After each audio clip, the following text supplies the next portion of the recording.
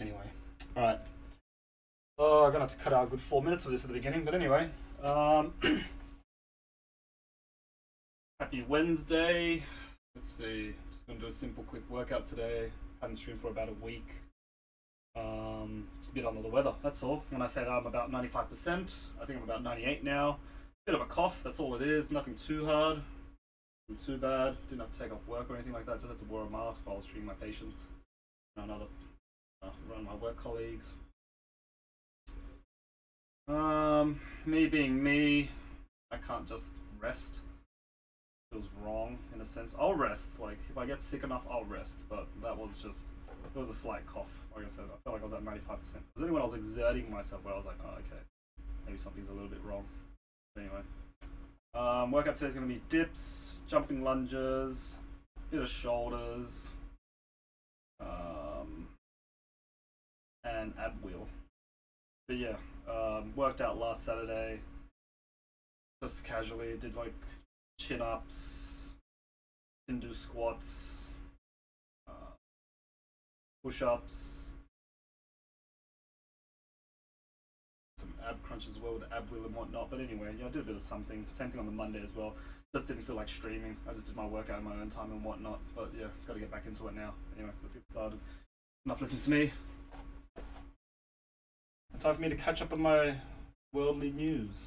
That like button. And actually, before we jump into it, I gotta say this is last call. You literally have just a few hours left to grab that emotionally comfiest of gear. While you're at it, you can snag the premium notebooks, the water bottles, and the best fucking candle you will ever buy. But once the clock strikes midnight and it's my birthday, things go away and the whole site changes. So now you know, you can't complain if you miss it, and let's just jump into it. And then, Nintendo's family-friendly image it's a mask. When it comes to business, they are extremely cutthroat. Now, I've been doing this job 15 years. They've popped up several times, like they make it very hard for their community. I think back to like how they treated YouTubers who just wanted to stream their games back in the day. Or they were like, we get you love it, but fuck you. And so now this latest controversy, it has shades of that, revolving specifically around Nintendo's decision to effectively kill one of the largest and longest running community-driven events in the gaming world, the Smash World Tour. Also, quick disclaimer, this is going to be a top-level breakdown, getting fully in the details. That's like a whole 20-minute video, and so I want to cover it correctly for the community, but I also want to make it consumable for everybody. So this tour ran over the course of a year across the world, featuring hundreds of thousands of players, local tournaments, and nearly as much money, with it all culminating at the end of the year with its Smash World Tour Championships. And that was actually supposed to happen in about a week. However, on the Wednesday before Thanksgiving, allegedly Nintendo knocked on the door and they were like, hey, it's Thanksgiving, we wanted to give you a present, go fuck yourself, with them telling the tournament organizers they couldn't host the event or any future ones because they didn't have a licensing agreement. Now, key thing, it's not like this was completely out of left field. You had Nintendo signing an agreement back in 2021 with esports sponsor Panda Global to make the Panda Cup, aka Nintendo's official Super Smash Tournament series. However, at that time, instead of Nintendo shutting them down, the opposite seemed to happen. But according to the Smash World Tour, Nintendo reached out to us to let us know that they had been watching us build over the years and wanted to see if we were interested in working with them and pursuing a license as well. And since then, they say that they were just essentially strung along until suddenly being told no. And on top of apparently being strung along, there was drama behind the scenes with plenty of reports that the organizers behind the Panda Cup were pressuring local tournaments to drop their affiliations with the Smash World Tour, and even saying things along the lines of it's not even going to be around anymore. Although, notably, there are also accusations that it was far more forceful than that, and that Panda was actually the catalyst for Nintendo cutting ties with everyone, with them even allegedly going so far as to threaten to use Nintendo to shut them down. And in general, these alleged actions have led many prominent players and community members to boycott the Panda Cup. And so this move to try and force people to fall in line with this new tournament on top of Nintendo canceling this long-time community-driven event has angered a lot of fans, with many pointing out that what made the entire thing special was that it was a community event. But there's also seeing takes like that from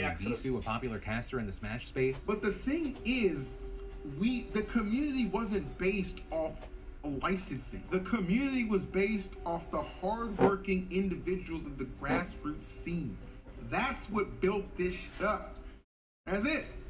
Point blank, period. But then, there's also a little extra drama on top of all this. Your Nintendo coming out this morning and telling Kotaku that it never canceled the 2022 Smash World Tour Championships and that it only denied a licensing agreement for 2023. But the Smash World Tour disagrees, providing this quote that they got from Nintendo. Nintendo will not be able to grant a license for the Smash World Tour Championship 2022 or any Smash World Tour activity in 2023. So you have a situation where it seems like there's only three possible answers. You either, one, have Nintendo lying about canceling this year's event on such short notice. Two, Nintendo just doesn't know what's happening at their own fucking company. company, or 3, the Smash World Tour is making up the quote. However, when it comes to Nintendo, it is hard to give them the benefit of the doubt. They have a long and storied history of squashing community-driven things such as events. And Nintendo is usually such assholes about things, it's easy to just go, yeah, I side with the community, obviously. And then Elon Musk just did something I didn't think was even possible. He picked a fight with someone that has more money than him, with Elon taking his fight to Apple. This after they apparently decided to stop advertising on Twitter. 2 days ago, he provocatively tweeted, Apple has mostly stopped advertising on Twitter. They hate free speech in America? And asking who has been censored by the company. But quickly, you had people saying, wait.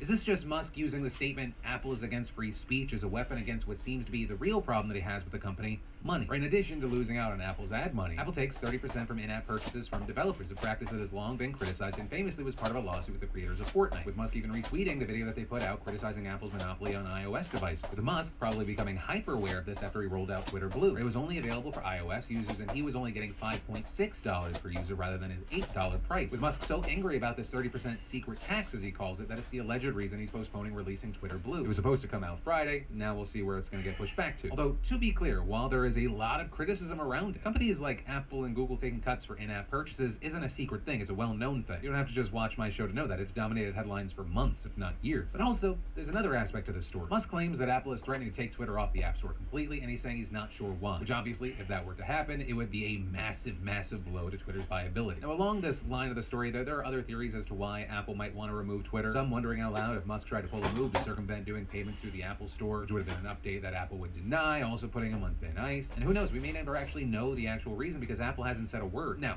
here's what I'll say around this. I think it absolutely makes sense to criticize Musk and how he carries himself and his handling of Twitter. But at the same time, even if he's only using it as a weapon, the 30% cut that Apple takes is notorious in the industry. I think this is a little less than a black and white situation. It's more gray. Yeah, ultimately, we'll see what happens. I don't know. It's all Musk is also saying that he might launch a phone, which, hey, I mean, could work. The culture war, I think, for a lot of people, very profitable. For now, we'll have to wait and see. And of course, in the meantime, I'd love to know your thoughts in those comments down below. And then, it's pretty much the end of the year, which means it's time to take a look back and say, what was the best? Or some of it more personal, like Spotify Rap dropping for you today. Today, where Spotify shows you what you've been listening to, how much, also compared to other people. Personally, I always feel attacked and embarrassed when they do this. Side note, I still stand by Spider-Man Into the Spider-Verse being the best soundtrack of all time. You can't shame me away from that opinion. Also less personal and more global as far as music. Most streamed artists globally were Bad Bunny, Taylor Swift, Drake, The Weeknd, and BTS. But also beyond that, we got to see who the king of podcast was. On Spotify, the Joe Rogan Experience taking that title again, followed by Alex Cooper's Call Her Daddy. Both of those being Spotify exclusives, which is interesting because the third spot goes to Anything Goes with Emma Chamberlain, which will actually become a Spotify exclusive podcast next year. So there's a question of how much of a viewership difference on Spotify do you have between Call Her Daddy and Emma Chamberlain and Joe Rogan and Emma Chamberlain? Because currently she has a sizable audience off platform, so how many people come over? Does she all of a sudden become the new queen of Spotify? Though I'm sure none of these three actually care about the numbers except the guaranteed dollars going into their bank accounts right now. You also had Apple announcing the 2022 App Store Awards this week. The iPhone app of the year going to Be Real, which actually I just recently joined if you want to follow me there. One of the top links in the description. Also, the iPhone Game of the Year went to Apex Legends Mobile. But personally, the thing I am most interested in as far as best of the year is what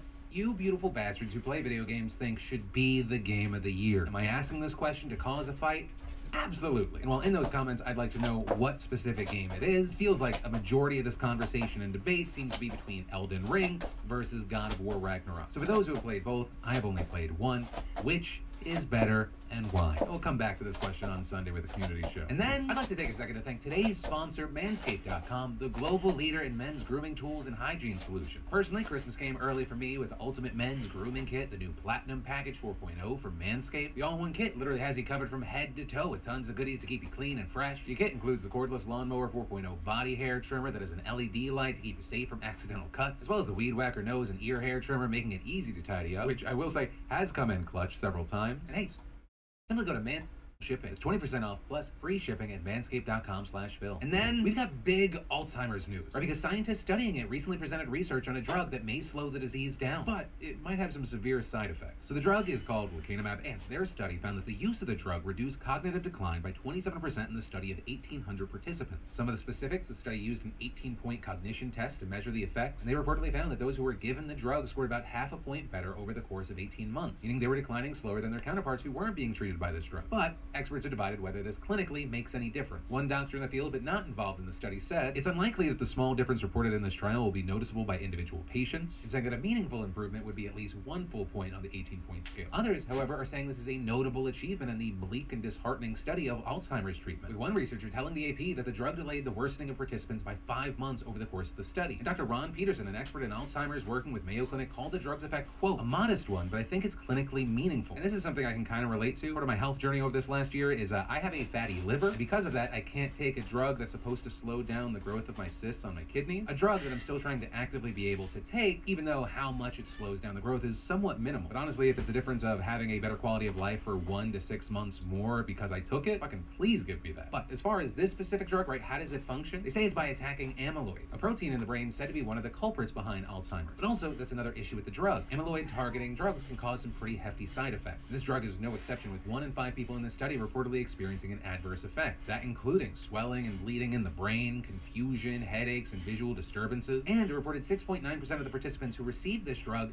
left the study because of the side effects, compared to just 2.9% in the placebo group. And 2 people have reportedly died in connection with this drug. However, a big key thing there, both of those people were also reportedly taking blood thinners at the same time for other health issues. But of course, this has caused even more hesitation around the drug. One doctor saying it raises concerns for its use outside of research studies where people tend to be sicker and have multiple medical conditions. But as far as where we are, the question of approval for the drug, it's underway, with the FDA set to make a decision about it in early January. And then, holy shit, the Senate actually did a thing. The chamber yesterday passing a landmark bill that will codify the right to same-sex and interracial marriage into federal law. The legislation, which is called the Respect for Marriage Act, was passed in a bipartisan vote of 61 to 36, with 12 Republicans bucking pressure from many of their colleagues and powerful conservative groups. And I'll be honest, I am actually surprised this is happening. I definitely had my doubts. I even expressed those to Senator Tammy Baldwin when she came onto the show. She, of course, helped lead the push to get enough votes. If you want greater detail of the bill or you want to watch that interview, I'll link to it down below. But the TLDR here is that the bill would repeal the 1996 Defense of Marriage Act, which defined marriages between one man and one woman. Though, and this is a key thing here, the bill would not require all states to allow for same-sex marriage, but it does require all states to recognize out-of-state same-sex marriages performed legally in states that do allow them. Also, very notably, the bill contains a provision that Republican supporters insisted on that clarifies some language in the bill. This including that religious nonprofit organizations do not have to provide goods or services for same-sex marriages, and that the federal government is not authorized to recognize polygamous marriages, among other things. As far as why is this actually even necessary, it's because of the Supreme Court, where Justice Clarence Thomas made it very clear in his decision to overturn Roe v. Wade that he wants the High Court to reconsider the 2015 case that established gay marriage, which really hurt many Republicans' arguments saying, hey, this Respect for Marriage Act thing, it's not necessary, it's just a political stunt. Except it's hard to argue that when everyone can see and hear Justice Clarence Thomas knocking on the door. But even with that, Baldwin and others spent months and months convincing Republicans to get on board, with the leaders at one point even delaying a vote on the bill until after the midterms to ensure they could actually get enough Republican support because they might be worried that supporting gay rights would hurt them in the election, which is an unfortunate and eye-opening sentence. But the timing and the plan, it seems to have worked. And so as far as what happens next, well, an earlier version of the bill did pass the House this summer. Because some of the changes in the language, the lower chamber is going to have to vote on it again. But because Democrats still hold the House for now, and even on that previous version, 47 Republicans joined on, this is being seen as pretty much a sure thing, expected to go through next week. With President Biden also applauding the Senate vote and saying that he looks forward to signing the bill. And the last key thing that I'll touch on is, this is truly massive. Right? It's very easy to live in the now, but it's important to remember where we came from. Right? Even just 2 decades ago, this would have been unimaginable. And I mean, not just because of the Republicans, Democrats at that time were part of the opposition as well. But remember, it was President Bill Clinton that signed the Defense of Marriage Act. And it was only 10 years ago that President Obama came out in support of gay marriage while running for his 2nd term. While that can seem like a long time, it's not really. As Axios notes, compared to the decades and decades it took to dismantle Jim Crow laws or secure women's right to vote, America's about-face on same-sex marriage happened in the blink of an eye. When Clinton signed the Defense of Marriage Act in 1996, support for gay marriage was just 27%. But now, polling shows 7 in 10 Americans support legal recognition. Though, 30% is still a lot of people. And we saw 7 out of 10 Republicans in the Senate opposing the Respect for Marriage Act. But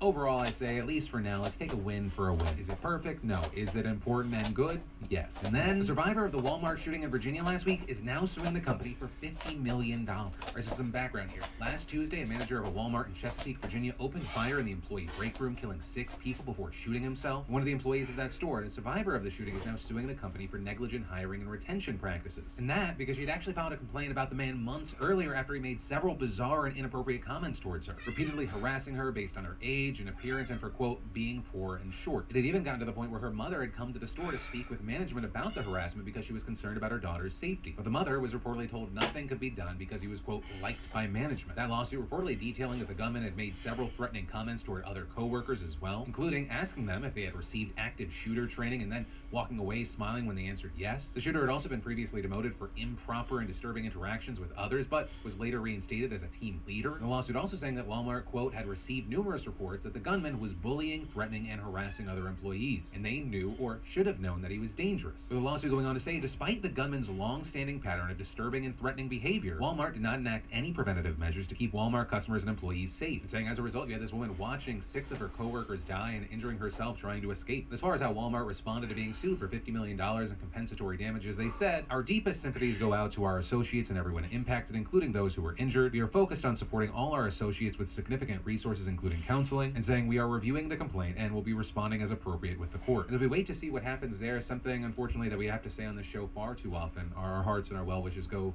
to the friends, the family members, the loved ones of the victims of this attack. But that is where I'm going to end today's show. As always, thank you for watching and being subscribed to my daily dives into the news. Also a reminder, you only have a few hours left over at beautifulbastard.com. But as always, my name's Philip DeFranco. You've just been filled in. I love yo faces, and I'll see you tomorrow.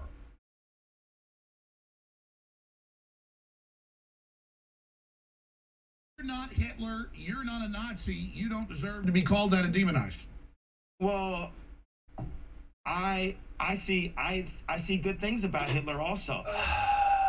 We're going to talk about that and so much more on today's show, but first, today is my birthday. I'm officially 43 years old today, or at least that's how old I'm going to tell people I am, so they say, you look good for your age. But today, I'm celebrating in the most Philip DeFranco way possible, monetizing my birthday by launching the annual Broke Bastard Mystery Box sale. I know everyone can't afford our drops over at beautifulbastard.com, so to clear out the warehouse for 2023, almost everything is 50% off. Right, that $80 thing, now $40, that $40 thing, now $20, but when you order, you'll only know the product type and the size. I know it's a shirt, I know it's gonna be an extra large, I know it's a female style crop, I know it's a medium, though we also have posters 50% off, and you will know which ones you're getting there. So yeah, jump in on this as soon as possible. Last year when we did this, I think we sold out in about 1 to 2 hours, and that's probably the last time you heard me talk about clothes for like about 2 months. But with that said, buckle up, hit that like button to show you like these extra large shows, and let's just jump into it. Starting with Kanye West getting all lovey-dovey for Adolf Hitler and Nazis. Rough day. This man went on Alex Jones today and made Alex Jones seem like the sane one. So yeah, let's look at some of today's highlights. I see good things about Hitler also. Every human being has something of value that they brought to the table, especially Hitler. After that, you had Jones sending the show to a commercial by saying that he wasn't a fan of Nazis, with Ye then saying, I like Hitler. With Jones for the first time in his life trying to be the voice of reason. I like Hitler. I don't like Hitler. I know you're trying to be shocking with that. I'm not trying to be shocking. I like Hitler. I do not. The Holocaust is not what happened. Let's look at the facts of that. And Hitler has a lot of redeeming God, I qualities. haven't And he didn't seen kill the 6 whole million thing Jews. yet. That's just like factually incorrect. And Obama was not the first black president. He was another Jewish president. With Ye just then doubling down. And the Nazis, in my view, were thugs that shook people down, did a lot of really bad things. But they did good things too. We're gonna stop dissing the Nazis all the time.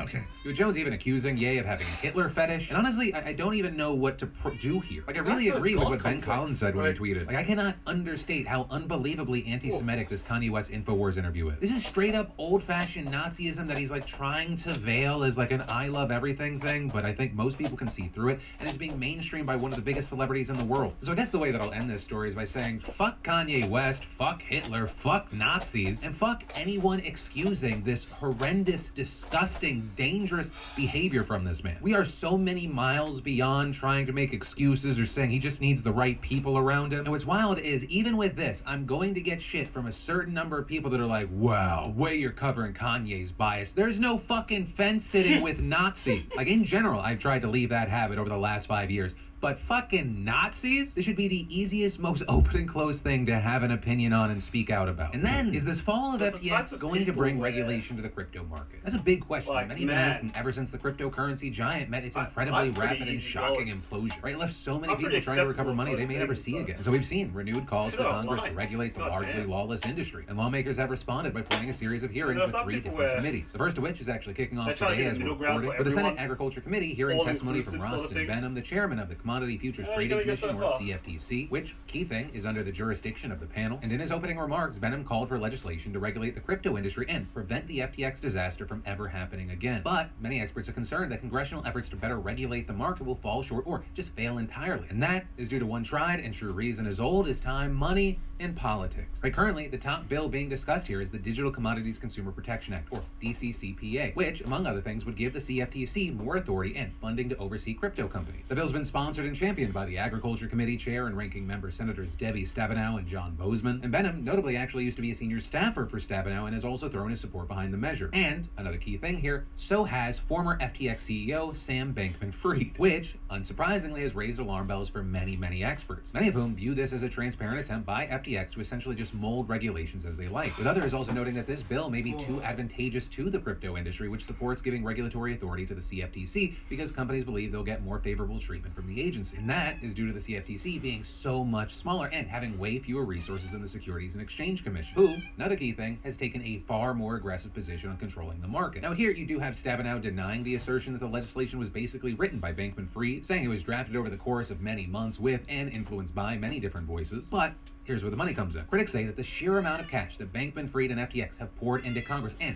directly to members responsible for deciding how the industry will be regulated indicates otherwise. But according to data from Open Secrets, Bankman-Fried personally gave more than $39 million to candidates and committees in the 2022 midterm elections. And FTX.US has given more than $70 million to individuals and PACs, making it the third biggest influencer in political campaigns. And then, getting even more specific, 9 different senators on the Agriculture Committee benefited directly from those donations, including Stabenow and Boozman, who notably both received the biggest individual donations from Bankman-Fried at $23,200 each. Now, both those leaders, along with 4 of the committee's Democrats, have since said they plan to donate the contributions that they received, but the 3 others, all of whom are Republicans, have remained silent on the issue so far. This including Minority Leader Mitch McConnell, who is aligned with 2 campaign accounts that received a whopping $1.12 million from FTX sources. And understand, that is just about the money we know about, right? Bankman-Fried's donations to Democrats, they've been well documented, making him the second biggest donor to the party in the last cycle. But, and I will preface this with saying, we don't know what to believe from Bankman-Fried. I believe that he lies a lot, but he also recently said that he actually donated just as much money to Republicans, but he did so through dark money contributions, which are not public. Though they're saying, this wasn't meant to sway lawmakers, saying the reason was not for regulatory reasons, it's because reporters freak the fuck out if you donate to Republicans. They're all super liberal, and I don't want to have that fight. But again, I think you need to take Bankman-Fried's words with a grain of salt, especially around his claim that it's not for regulatory reasons, especially when you look at Bankman-Fried's broader efforts, where the massive network he set up for FTX to court lawmakers and regulators has been widely reported on, as has the fact that he's been in Washington a lot over the last half a year, specifically lobbying for regulations, with Open Secrets data showing that in 2022,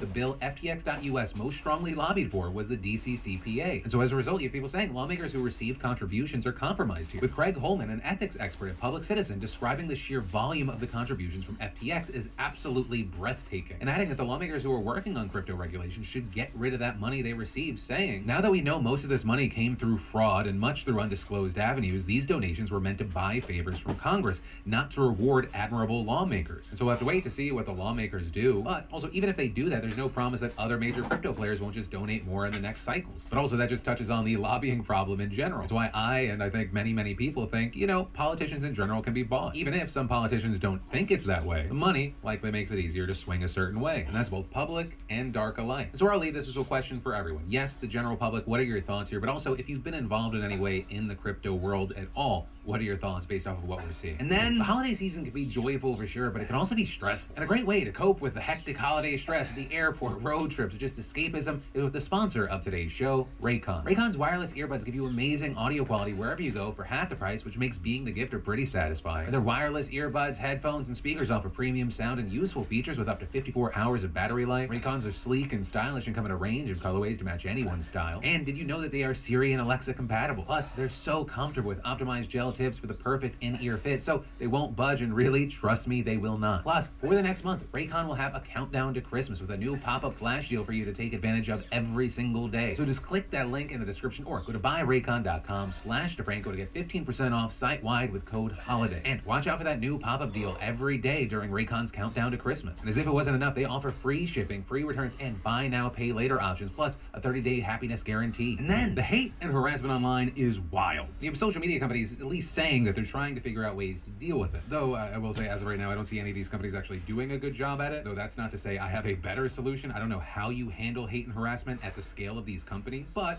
every now and then we see a social media platform take a swing. And right now we're seeing Twitch take a swing, with them launching a new thing called Shield Mode, which is supposed to protect people against hate raids. Right when you have a large group of people engaging in a targeted effort to just harass a streamer. And we've seen this happen with a full range of creators, but also very specifically with Black creators, women, and LGBTQ creators. Or one of the most high-profile raids we saw this year was that happening to Pokimane, where she's one of the biggest streamers in the world, and she was subjected to just disgusting sexual comments, people calling her a slut, telling her to kill herself. They're later saying this impacted her mental health, that she fell into a state of depression, which, just to interject here, because I know there are people out there that aren't compassionate to people who are successful or have a lot of money. I will tell you, as someone that has probably received less hate than her, nothing prepares you for the mob. And it's so much easier said than done to just say, oh, well, just log off. And I mean that for like a number of reasons, including like when a person's job is the fucking internet. These are people to a certain degree being harassed at work. Like, I actively try not to be on social media. I fucking hate Twitter, but I have to be on it to a certain degree for my job. And when I do use it, I just try and stick to just the main feed. What are people saying, but not to me? So the way Twitch is set up Shield Mode is that with the click of a button, you can do a number of things. With Twitch explaining, you choose which combination of settings makes sense for your community, and you control when you deploy them. Things like follower or sub-only chat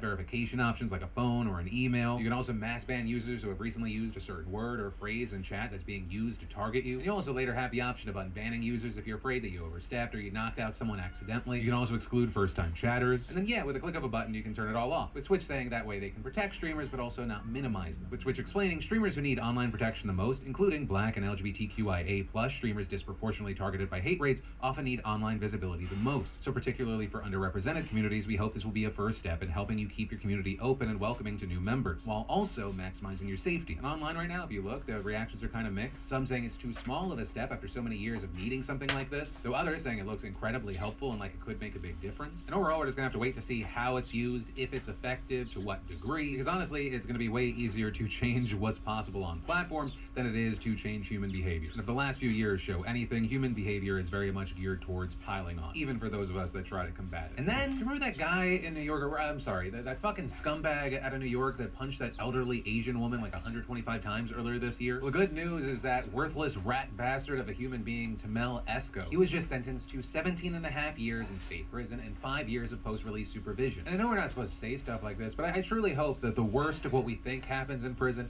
happens to this fucking asshole. He, for no fucking reason other than having hate in his heart, like, followed this woman into her home, hit her in the back of the head, he's calling her an Asian bitch as he's stomping on her. She ends up having a bleed of the brain, multiple face fractures. And honestly, the only homes this man deserves in the future is this prison sentence and then inside of the ground. And I'm thankful he was able to be charged with a hate crime there, and that there's just one less scumbag on the street. And then Jacinda Ardern and Sanna Marin, right? The New Zealand Prime Minister and her Finnish counterpart. They are in the news right now because you have people saying this thing that just happened is an example that you can literally be the leader of a nation and still get hit with casual sexism. Right, so Marin had been in New Zealand on a 3-day visit to discuss trade in Ukraine when a reporter asks, are you two meeting just because you're similar in age and, you know, got a lot of common stuff there? Or can Kiwis actually expect to see more deals down the line between the two countries? The fucking gall to be like, y'all just having a little girls trip, just gossip, maybe do a TikTok dance together. You know, with this, you had Ardern instantly responding with, my first question is, I wonder whether or not anyone ever asked Barack Obama and John Key if they met because they were of similar age.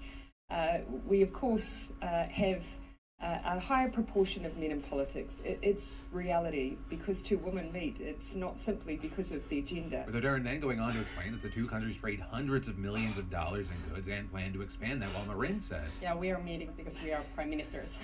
Of course, but as Jacinda said, we have a business delegation with us. You know, well, I just saw it as like a really stupid fucking question, and it kind of brought me joy to see them dunking on the guy. There were a lot of people that were upset or just kind of pissed off about this. With one journalist tweeting that he was one sentence away from asking the prime ministers if they met to talk about boys and if their periods had synced up yet, as well as another saying they were surprised they didn't finish PM if they were there for a sleepover. But also, I do want to know, the only thing that would be shocking about this story is if this is kind of like the last time it happened. That reporter works for News Talk ZB, which turns out is a heavily right-leaning radio station in New Zealand, and they appear to take whatever chance they can to bash Ardern or try to get under her skin. And, you know, stupid's gonna stupid, so what can you do other than kind of point and laugh at it? And then, Denny Masterson's rape trial has been declared a mistrial, where the actor best known as Hyde from That 70 70s show had been accused by 3 women, each saying that Masterson supplied them with alcohol and that when they became disoriented, he took them upstairs to his bedroom and violently raped them, though he pled not guilty to the charges and saying that the sex was consensual. And according to reports, they reached a mistrial because over 2 days they had 7 votes where they could just not come to a consensus, with the AP saying only 2 jurors voted to convict on the first count, 4 voted for conviction on the second count, and 5 voted to convict on the third count. And so now you have a retrial set for sometime in March, and it'll be very interesting to see what happens there. At the end of this trial was kind of weird. You had the deliberations having to be redone because 2 jurors had to be replaced because the original 2 tested positive for COVID, so we don't know how much that would have changed the conversation and possibly the end result. And also when it comes to the retrial, do we see the defense and prosecution trying different things out? Right, for example, with this one, there was a lot of conversation about Masterson being involved with the Church of Scientology, because that was a key thing. The 3 accusing him are former members of the church, who also claim the church officials tried to shield the actor from accountability. But ultimately, time will tell. And as far as the public reaction we've seen so far, we've seen notable people like Leah Remini responding. She, of course, a former Scientologist. She put out a docu-series about them, with Remini tweeting, "David Miscavige, I know you read my tweets. There is nothing you can do to intimidate me into silence, and I will not stop fighting you in the evil criminal enterprise you control." And saying, "I want to remind everyone that when you're a Scientologist, you are strictly forbidden from reporting crimes to civil authorities that other Scientologists commit against you. You are ordered only to report things to internal Scientology authorities. Scientology will completely destroy your life if you dare to go to civil authorities like the LAPD or FBI. You will lose everything from your family, friends, and job overnight." And claiming that Scientology and its evil leader David Miscavige obstructed justice and participated in a conspiracy to cover up these crimes, and claiming they have done this many other times in cases of rape and other sexual misconduct. Scientology should be a co-defendant in the subsequent trial. But as far as what happens from here, it looks like we're gonna have to wait till March to see. And then, is there a double standard in sports journalism? That is the question at hand because of this LeBron James call out. So if you didn't see, there's this photo of Dallas Cowboys owner Jerry Jones that was recently published by the Washington Post. It was taken in 1957, and you had Jones, who was 14 at the time, seen in a crowd peering over a group of white boys trying to block a group of black students from entering a school in Arkansas. Now, Jones has since said that he was just there out of curiosity, not to engage, that he didn't fully understand the weight of the event at the time. But you had LeBron James saying he doesn't think this photo has gotten enough attention from the media, saying during a press conference yesterday, "I was wondering why I haven't gotten a question from you guys about the Jerry Jones photo. But when the Kyrie thing was going on, you guys were quick to ask us questions about that." By referencing the attention Kyrie Irving got after being suspended by the Brooklyn Nets for posting about an anti-Semitic movie and initially refusing to apologize, though he did eventually issue an apology after the suspension. It's also something LeBron commented on, right, saying he doesn't condone any hate to any kind, to any race, saying he thinks Irving's words caused harm, but also noting that he eventually did apologize. But in LeBron's eyes, it was an issue that got way more attention than that of the photo of Jerry Jones. And so during that press conference, he continued to ask the press why. The Jerry Jones photo is one of those moments that our people, black people, have been through in America. And I feel like as a black man, as a black athlete, as someone with power and a platform, when we do something wrong, or something that people don't agree with, it's on every single tabloid, every single news coverage, it's on the bottom ticker, it's asked about every single day. But it seems like to me the whole Jerry Jones photo situation, and I know it was years and years ago and we all make mistakes, I get it, but it seems like it's just been buried under, like, oh, it happened, okay, we just move on. You know, with that, you ended up having a lot of people defending LeBron, saying things like, he's spot on. During Kaepernick's peaceful protest, almost every black athlete was asked to comment at one point. Yet here, when Jerry Jones, someone who vilified black athletes for kneeling, is found out to have been part of a desegregation mob, nobody wants to talk about it. Also, as far as people dismissing the situation, right, saying Jerry Jones was just a teenager at the time, you had people pointing to a number of instances where you had young black boys being blamed for their own murders. But yeah, with this, I'd love to know your thoughts regarding the accusations of double standards in the media. And then, do you know that 2 out of 3 guys will experience some form of male pattern baldness by the time they're 35? Maybe you have that friend or that family member that's dealing with hair loss, and thanks to a sponsor of the PDS, Keeps, you don't have to sit around and wait for that to happen. Whether you're looking to prevent hair loss, stimulate hair growth, or just take better care of the hair that you have, Keeps has you covered. Keeps helps you stop hair loss before it's too late with a scientific and affordable approach to treatments that are up to 90% effective at reducing and stopping further hair loss. And in addition to clinically proven treatments, Keeps has an award-winning all-natural thickening shampoo and conditioner system. And you can get these products delivered directly to your door, meaning no more going in person to the doctor's office for your prescription, saving you both valuable time and money. Keeps is the way to go. So to get 50% off your first order, go to keeps.com/DeFranco, or just click that link in the description. That's keeps.com/DeFranco. And then there's an Adderall shortage in the US, and it could cause a massive health crisis. Right, so there was already an issue. Back in mid-October, you had the Food and Drug Administration announcing that there was a nationwide shortage of immediate release Adderall, with the FDA specifically noting that Teva Pharmaceuticals, which is the biggest manufacturer of the drug, that they were experiencing ongoing intermittent manufacturing delays. But since then, the FDA has also reported that there are other manufacturers experiencing similar problems as well. And in statements to the media, Teva said that the supply disruptions were triggered by a combination of a since-resolved labor shortage on its packing line this summer, as well as increased demand for the drug, right? Adderall prescriptions have skyrocketed over the last 2 decades. From 2006 to 2016, 2019, the prescription of stimulants more than doubled in the States, and those numbers have only grown since the pandemic, right? According to figures from the data analytics firm IQVIA, from 2019 to 2021, Adderall prescriptions alone rose by about 16%, surging from 35.5 million to a whopping 41.2 million,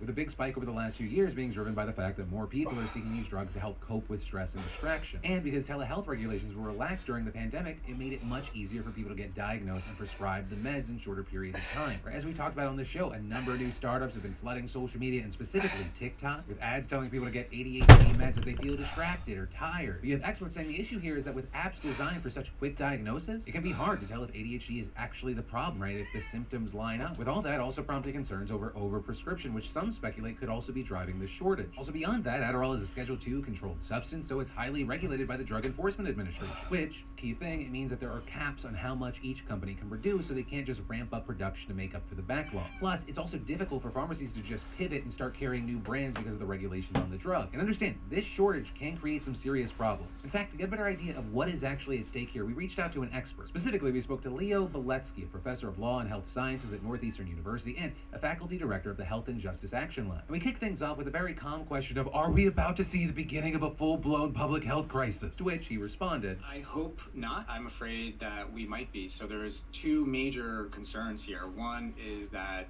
you have lots of people who had access, sort of regular access to medication that they may not now have access to. And there are individual level risks that cascade from that. So insomnia, depression, in some instances, you could even see suicidal ideation. So all of these are kind of, health risks that result from rapid tapering or discontinuation of taking Adderall. What is an even bigger concern, or an equally important concern, is that lots of people without access to the pharmaceutical supply will turn to the illicit market. Counterfeit Adderall is readily available on the illicit market, and other form of amphetamines, specifically methamphetamine, is widely available on the illicit market 24/7. There's no shortage in that market. Beletsky also went on to explain that there are a number of harms that can come as a result of people turning to the black market. We actually have firsthand evidence of this from the opioid crisis. As he noted, opioids were also widely criticized as being overprescribed. And so when access was cut for prescription opioids, people turned to illegal markets, and we saw a massive spike in the use of heroin, counterfeit opioids, and fentanyl contamination. And you have Beletsky saying that this Adderall crisis is super scary because there are so many parallels to the opioid crisis. The public health sort of population level concern is that we might see similar patterns here, where lots of folks are being pushed into the illicit market, and there, it's the Wild West. Counterfeit Adderall oftentimes does have methamphetamine. We also know that oftentimes this counterfeit Adderall can be cross-contaminated with fentanyl and other things. Of course, methamphetamine is even cheaper than counterfeit Adderall pills, and so the concern is that folks might start smoking meth and even injecting meth, which is increasingly common. It would be a huge public health disaster if thousands or even millions of people started taking methamphetamine trying to replace this pharmaceutical supply. Now, as far as what can be done to prevent this, Beletsky explained that the FDA has a number of powers to clear up the shortage. This including encouraging other competitors to create new sources of production, as well as encouraging the importation of Adderall from abroad. And while he says the agency would have the power to fast-track these actions to skirt around regulatory hurdles, so far they haven't taken any of those steps, and that's a problem. We also reached out to the FDA to ask if they have plans to intervene and speed up the process, with the spokesperson actually telling us the FDA evaluates all its tools and determines how best to address each shortage situation based on its cause and the public health risk associated with the shortage. And as far as when the FDA thinks that the shortage will be resolved, the spokesperson said it's, quote, expecting the supply issues to resolve in the next 30 to 60 days. But Beletsky says he doesn't believe that timeline. I'm afraid that they may be overly optimistic given the scale of the problem. My guess is it's going to take months to resolve, and I hope that most folks are able to kind of make do and not start kind of purchasing alternatives from the illicit market. But Beletsky also said that the issues that we're seeing here are a symptom of broader problems with America's overall system for drug regulation that goes beyond the FDA. Or as I mentioned before, because Adderall is a controlled substance, the DEA is also a big player in all this. But unlike the FDA, the DEA is a law enforcement agency. And Beletsky noted that it has a long history of focusing more on controlling the supply of these kinds of drugs rather than ensuring there is adequate access for the people who need them. And so as a result, the DEA has very little control over both legal and illegal markets for controlled substances. Where we simultaneously have have this massive, unregulated black market that is absolutely thriving, and people who lack proper access to prescriptions that they need. Which is why Beletsky says it is imperative that we use this latest shortage as yet another wake-up call to highlight the need for rethinking how drug access is structured in America. It's really important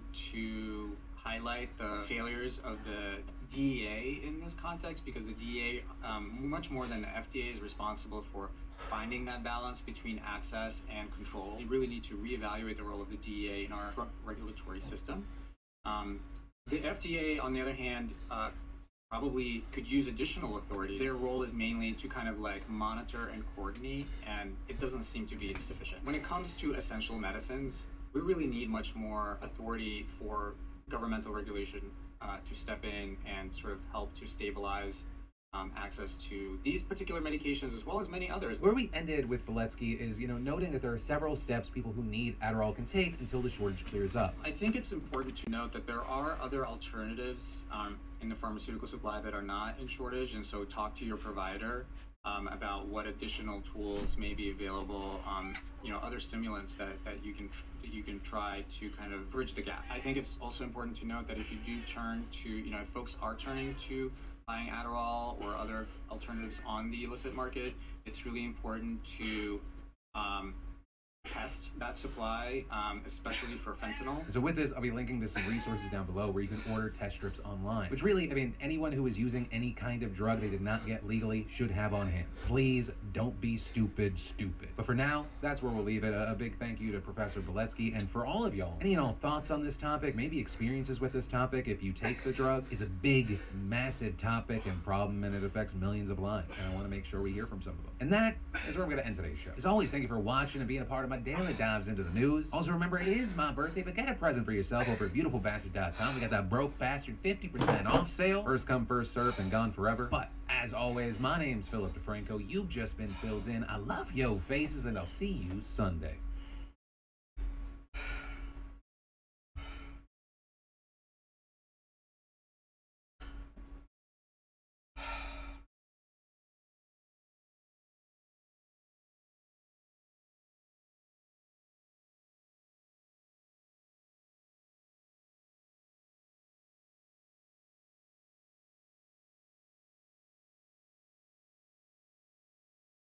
My opinion on this guy. For those fortunate enough to not know who this is the Liver King, and apparently the big news is that he was exposed for taking steroids. Though to me, the bigger news is that anyone thought he wasn't on steroids? Like, there were people out there genuinely going, yeah, I believe it. He got like that just by eating liver and bull testicles. There are people out there that are just trusting. He's previously denied steroid use. But yeah, last week he got exposed. There were emails of his that leaked onto the internet showing he was on growth hormone, explaining his whole schedule, with a man ultimately responding with a video titled Liver King Confession, I Lied. And in it, he admitted that he lied, saying that he was on steroids, but he had a good excuse. He said he did it. He lied because young people are killing themselves. To bring awareness to the 4,000 people a day who kill themselves, the 80,000 people a day that try to kill themselves. Our people are hurting at record rates with depression, autoimmune, anxiety, infertility, low ambition in life. Our young men are hurting the most, feeling lost, weak, and submissive. So I made it my job to model, teach, and preach a simple, elegant solution called I praise the guy for and then, playing depending the on how game. you view the situation and this man, after 6 minutes of explanations or excuses, he closes by saying, I fully own that I f***ed up. I am as sorry. But he would have as ruined a man lot can of be. people's and here's the thing, you lives. can take him at his word or not. followed I do his think the key advice. thing he left out of all this, it's not like he just lied. He didn't lie to keep young men from hurting themselves. He lied so he could sell everyone supplements. This man has made an untold fortune just over the last year. And how did he do it? By selling products that he credited even though he was actually just on steroids. This is like if I sold Invisalign and I was like, yeah, it fixed my teeth. This is the before, this is the after. And I just skipped over the part where I got veneers and crowns. I'm not alone of this mindset. I saw creators like PewDiePie speaking on this recently. We're talking about how Liver King and action movie stars lie about how they get their bodies. And here we have another one where he's selling supplements. That's really the reason. I don't take steroids. Supplements. I am saving lives here. All these people trying to get, what the fuck are you talking about? You are the problem. You are not the solution. And others like Joe Rogan just laughing hysterically at the bullshittery that Liver King is trying to sell here. To apologize. Because I f***ed up. Because because I'm embarrassed and ashamed. But yeah, with all that said, I'd love to know your thoughts on any and all aspects of this story, but also if I can close on a final thing here, this is yet another of the countless reasons why you can't believe what you see online, especially when it comes to body image. The internet is not real life, be skeptical, and do not compare yourself to others. And then, in other online news, you have Twitch suffering right now, with reports coming out that Twitch has suffered the biggest viewership drop in years, with the platform as a whole racking up less than 1.7 billion hours watched in November of 2022, with this had to be their lowest point since September of 2020. Though, key thing, reports note that this is still significantly higher than the 1 billion hours they saw in January and February of 2020. And as far as if this is a sign of things to come, or just kind of the regular ebb and flow of what we see on sites like Twitch, we'll have to wait to see. But in the meantime, one thing that is not in question is the relationship between audiences and the people they watch on Twitch. With one of the craziest being seen with this Amaranth situation, where she's one of the biggest streamers in the world. We talked about her recently after she revealed that she was married and claimed that she was being abused by her husband. It was absolutely devastating and scary stuff, but since then saying she's free. And seemingly to help her, one of her viewers sent her a package that included $70,000, a new iPhone, and self-defense items like a taser, which understandably left Amaranth asking questions. Is this a YouTuber who's like trying to pull a prank on me or some shit? No, it appeared the self-defense kit was in response to all of this, with the sender including a letter which noted that the phone was paid for but not activated, also including 2 phone numbers she can put into the phone if she wants, the first being a bodyguard service that the sender apparently had on retainer with a payment source already attached, and the second being the sender's personal line in case she needs anything at all, which, of course, resulted in some people thinking it was creepy, except she seems to not think that. And that's it in the letter. There's not like a creepy, run away with me, please marry me, like there normally is, let me smash. None of that. Let me suck on them toes. And honestly, I'm not sure exactly what to think on it. I'm letting this story digest, but if you have any thoughts, I'd love to hear them in the comments down below. And then it feels like a third of the news stories on the internet right now involve Twitter. We briefly touched on it in the community show. You had Kanye West getting booted off of Twitter again, but this time obviously at the hands of Elon Musk, with a leaked text even showing Elon texting Ye to say you've gone too far. Kanye then posting this photo of Musk. Kanye then gets the boot, with Elon later saying in a Twitter space, I think, you know, posting swastikas in what is obviously not a, good way, is a savage violence. I personally wanted to punch Kanye. Kanye then taking to Instagram to write, am I the only one who thinks Elon could be half Chinese? Have you ever seen his pics as a child? Take a Chinese genius and mate them with a South African supermodel and we have an Elon. Then saying they probably made 10 to 30 Elons. Then later saying it was meant as a compliment. But that's it for Yadoff right now. We'll have to wait to see what happens. But, like I said, not the only reason Twitter's in the news. Except this story involves former President Trump literally calling for the Constitution to be terminated. Right over the weekend, the former president who incited a violent insurrection posted on Truth Social, with the revelation of massive and widespread fraud and deception and working closely with big tech companies, the DNC, and the Democrat Party, do you throw the presidential election results of 2020 out and declare the rightful winner, or do you have a new election? A massive fraud of this type and magnitude allows for the termination of all rules, regulations, and articles, even those found in the Constitution. Our great, quote, founders did not want and would not condone false and fraudulent elections. With that, absolute bullshit and the sanity of tearing up the Constitution coming from Twitter. Because on Friday, with Elon Musk releasing the so-called Twitter files, which he teased as a bombshell that would finally at last expose how Twitter engaged in, quote, free speech suppression when its former management decided to limit sharing of a New York Post story about Hunter Biden's laptop 3 weeks before the 2020 election. The TLDRs of the Post story alleged that Hunter Biden tried to set up a meeting between an executive at a Ukrainian company that he had worked for and his dad, which Joe's spokespeople denied at the time, with seemingly one of the biggest issues at the heart of the story being that it appeared to draw from leaked content from a laptop that the Post claimed belonged to Hunter Biden. So what we saw was Twitter responding by blocking the story under its policy against disseminating stolen and hacked materials. That then prompted a ton of backlash, largely from conservatives who accused Twitter and other social media platforms like Facebook, which also blocked access to the story, of censoring news that could hurt Biden just ahead of the election. And we ended up seeing within the span of just 2 days, then Twitter CEO Jack Dorsey reversing the decision, and later telling Congress that the decision was a mistake. But despite that, a number of conservatives have continually pointed to the whole ordeal as an example of big tech censoring them, with Musk now amplifying that and boosting the Twitter files as evidence of this, and saying that he would show what really happened behind the scenes. But now, like with many of Musk's promises when it comes to Twitter, you have people saying this is a massive nothing burger, with people saying what we ended up actually seeing wasn't Musk releasing a bunch of documents, but saying instead he simply pointed to a lengthy, disjointed Twitter thread posted over the course of about 2 hours by Substack writer Matt Taibbi. And as far as what's in the thread, we saw it contained some screenshots of internal communications at Twitter, with Taibbi saying that the information was based upon thousands of internal documents obtained by sources at Twitter, with him also saying that he had agreed to certain conditions in exchange for the documents, though he didn't give any details there. But ultimately, the general consensus seems to be that the so-called bombshell information that he shared just corroborates what we already knew, with the screenshots of emails exchange really just show a group of executives at Twitter debating whether or not to limit the article and how to deal with the situation, with people saying there's literally no smoking gun, showing the Democrats pressured the company to censor the post, or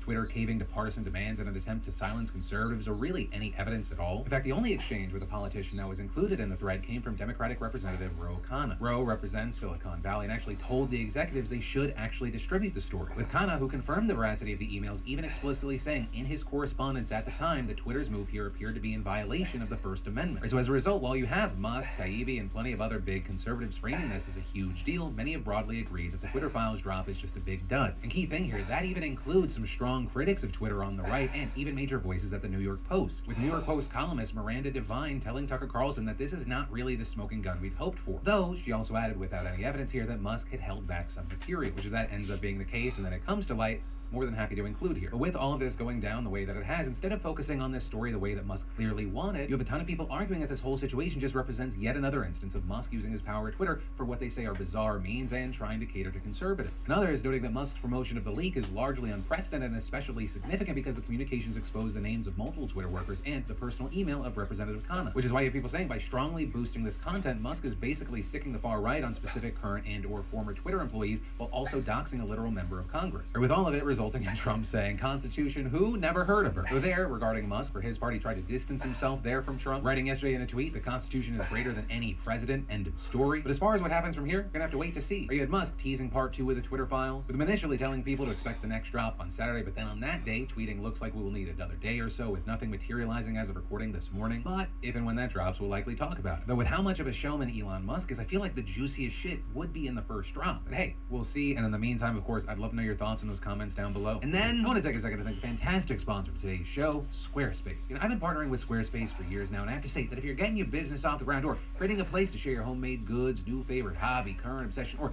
even a personal blog to get all those thoughts out of your head, no matter what it is you're doing, Squarespace is there to help. It's all so easy. There's nothing to install, patch, or upgrade ever, and creating a beautiful website with Squarespace's all-in platform has never been so simple. It's extremely intuitive and easy to use. Plus, with their mobile-optimized websites, your content automatically adjusts so it looks great on any device. Plus, with Squarespace, you get access to all their marketing tools and analytics and their award-winning customer care team via email or live chat 24/7. So if you want to check it out, see why people love it, see if it's right for you, go ahead and start your free trial today over at squarespace.com/Phil. And when you realize you love it, make sure you enter an offer code Phil to get 10% off your first purchase. And then, 2 substations were attacked over the weekend in North Carolina, and now tens of thousands of people have been left in the dark and cold. Reportedly, both substations in Moore County, North Carolina, sustained heavy damage from gunfire. It's affecting 40,000 people, and the timing is notable. This is the beginning of December, where temperatures are hitting the low 30s. So what we've seen is a state of emergency being declared, you have schools shutting down, a curfew enacted, an emergency shelter where the generator's been opened. You have local authorities partnering with the FBI and North Carolina State Bureau of Investigation to get to the bottom of the attack, with the local sheriff in a news conference yesterday saying, it was targeted. It wasn't random. The person that done this, or the persons, knew exactly what they were doing. And a representative of Duke Energy, the owner of the substation, saying that the damage is significant and will require complete replacement of key parts. And unfortunately, rerouting the power like they do in a storm isn't an option this time, meaning that the people of Moore County could be without power until Thursday, which is why the governor of North Carolina saying on Sunday night, an attack like this on critical infrastructure is a serious intentional crime, and I expect state and federal authorities to thoroughly investigate and bring those responsible to justice. But as far as who they're going to bring to justice, as of now, authorities don't know who's responsible. The sheriff last night said no group has stepped forward to take credit, but there is one theory floating around on social media about a motive, with people noting that there was a local drag show taking place around the same time that the power went out, a show that had reportedly attracted a significant number of protesters and a police presence, and one of the leading protesters posting on Facebook after the power went out, the power is out and more, and I know why. With her later going on to say that the police came to her house to discuss her post, with her writing, I told them that God works in mysterious ways and is responsible for the outage, saying I used the opportunity to tell them about the immoral drag show and the blasphemy screamed by its supporters. With Axios reporting the sheriff went to the woman's house and said, we had to go interview this young lady and have a word of prayer with her, but it turned out to be nothing. But I do want to stress, as far as the show being related, that is just a theory right now, with the sheriff saying last night, so far, they have found no connection. And then, the police just raided public enemy number 1. So this guy calls the police, he says, my truck's been stolen from a parking garage in Denver, Colorado. And key thing, the vehicle contains 6 guns, including an assault rifle, $4,000 in cash, 2 drones, and an iPhone. So the police are like, okay, not ideal, we gotta find this. And luckily, the truck's owner's like, oh, let me use Find My iPhone, with them actually getting 2 pings from the previous day, which led cops to a home in the Montbello neighborhood. They're prepped, they got got tactical rifles, SWAT gear, a German Shepherd, and that's when the front door opens and the gangbanger that steps out is a 77-year-old grandma. Meet Ruby Johnson. She was simply sitting inside watching TV in her robe and bonnet when she heard the bullhorn. And so she comes out, she tells the officers, hey, I live alone, I don't have any firearms. But meanwhile, they bust inside, allegedly breaking the garage door with a battering ram, then rifling through her belongings, allegedly damaging a gift she cherished from her son for 3 decades, and left her home in disarray, finding no weapons. Right, clearly turns out it's the wrong house. Leading people to go, okay, how did this happen? You got 2 pings, right? This should be open and shut. Well, as it turns out, Find My Phone actually pinged an area covering at least 6 different properties in 4 blocks. But rather than investigating any further, the cops just got a warrant and executed the raid. Johnson's friends and family, as well as some community members, alleging racial bias on the part of police as far as all this recklessness. That's how it is. I mean, it's not right, but that's how it is in the brown community, where it's like they do first and then they ask questions later. I don't believe this would have happened in a more affluent neighborhood without additional evidence or verification. With that also being reinforced by a 9 News investigation finding that Denver police SWAT knock and announce warrants occur more often in minority neighborhoods. And as for Johnson herself, she has now filed a lawsuit against the police detective who did this, saying that her sense of safety has been shattered and that she's afraid to answer the door, even now having to stay with her kids for several months after the raid. And her lawsuit also adding that she's developed health issues due to the extreme stress and anxiety the unlawful search caused her. And then, you know how we've been doing stories about the Adderall shortage? Well, one nurse in Florida actually figured out a solution. Steal it from her students. So Michaela Crandall reportedly was hired back in July of this year to be a school nurse for Destin Middle School. And with that, she was responsible for receiving prescribed medications from parents, recording and securing them, and distributing them to the students at specific times. And all was well and good until September, because that is when a student reportedly told her mother that she noticed a difference in her pills, saying that it looked like the color and imprint were different. So the mother reports this, and the principal and school resource officer reportedly forced open the cabinet where the medications were secured and found that over 110 pills were missing. And of the 5 bottles that were supposed to have Adderall or Fecalin, only 2 had anything in them. One had an Aleve, another had 7 pills in it that turned out to be aspirin, and the parents of the student reportedly told deputies that their child wasn't even supposed to have aspirin. And the mother of another victim reportedly had to take her child to the ER because of their erratic behavior, even though she had given the school her child's medication. So Crandall has been arrested, reportedly admitting to taking Adderall for personal use, but claimed that she had a valid prescription and denied taking any pills from students. But according to her arrest report, Crandall had no explanation about the missing pills or why the pills changed bottles. The report saying, based on the investigation, the defendant willfully and intentionally and without permission took medication from at least 3 student victims. The defendant was the primary and sole person to have access to the medicine cabinet, with Crandall now being charged with 3 counts of grand theft of controlled substance, 5 counts of child neglect, and 1 count of failure to maintain narcotics records. And then China may actually be putting an end to its zero COVID policy, because we've started to see the government there lifting some of the most stringent restrictions in Beijing, Shanghai, and other major cities. We're seeing bars, gyms, and restaurants reopening. You have people freely boarding buses and subways without a COVID test in the prior 48 hours. And those with mild or asymptomatic infections are being allowed to quarantine in their homes instead of state facilities. With all of this coming after the COVID czar announced last week that the country's health system had withstood the test of the virus and that Omicron is less deadly. Which is true, Omicron is less lethal but also more transmissible. The government there also hasn't reported a significant drop in infection, with the number of new cases on Monday being 30,000 down from a peak of 40,000 last week. But it seems like the reason they're actually doing this is to appease the thousands of protesters who poured onto the streets 2 weekends ago calling for freedom, democracy, and an end to zero COVID. But as we talked about on the show, there was a fire at an apartment building that killed 10 people, including children, with some claiming that lockdown measures blocked first responders from reaching the scene. While obviously you have tons of people there very thrilled that these restrictions are being lifted, there are some that are concerned. Right, when looking into this, the estimates put the number of people who will die in China if they fully reopen at between 1.3 and 2 million people. Though, key thing here, vaccines could limit that. And to that end, the government last week launched a campaign to vaccinate the elderly population there, which is especially behind on booster shots. But still, with this, you have health experts and economists saying that vaccination rates and hospital preparedness won't be sufficient to fully end zero COVID until mid-2023 or even 2024, which is why we might end up seeing the government reimposing restrictions if cases spike. Plus, even with certain measures lifted, the ones that remain are still extremely harsh. With stuff like this video of a man clinging to his couch as people in hazmat suits try to drag him to a quarantine facility, showing how severe the lockdowns continue to be. But ultimately, we'll have to wait to see zero COVID and a number of things that they've done and put them on kind of a completely different timeline. Watching from here about what happens over there, it's going to be like watching like an alternate reality. How might it have looked different? Though obviously not everything's one-to-one. And that is the end of that story for now and today's show. Thank you for watching and liking. Also, if you missed yesterday's community show, definitely check it out. But as always, my name's Philip DeFranco. You've just been filled in. I love yo faces, and I'll see you tomorrow.